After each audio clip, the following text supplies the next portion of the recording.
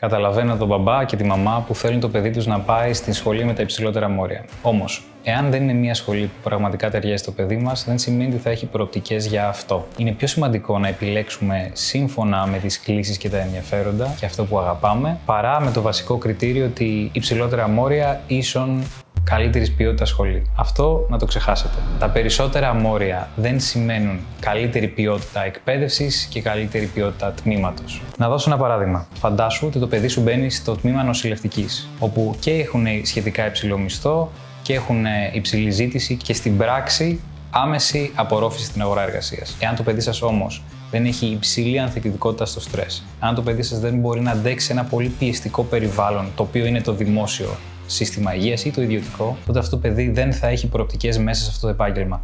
Δεν θα αντέξει γιατί δεν του ταιριάζει. Επομένως, δεν θα έχει τη δυνατότητα να γίνει ο καλύτερος του εαυτός και κατ' επέκταση να έχει θετικές προοπτικές στο επάγγελμα το οποίο ασκεί. Το ίδιο ισχύει και για την ιατρική. Οπότε, ελάτε στην Career Gate για να αναλύσουμε όλες τις επιλογές, όχι μόνο σύμφωνα με τα μόρια, αλλά και με πολλά άλλα κριτήρια, τα οποία θα κάνουν το παιδί σας χαρούμενο και ικανοποιημένο.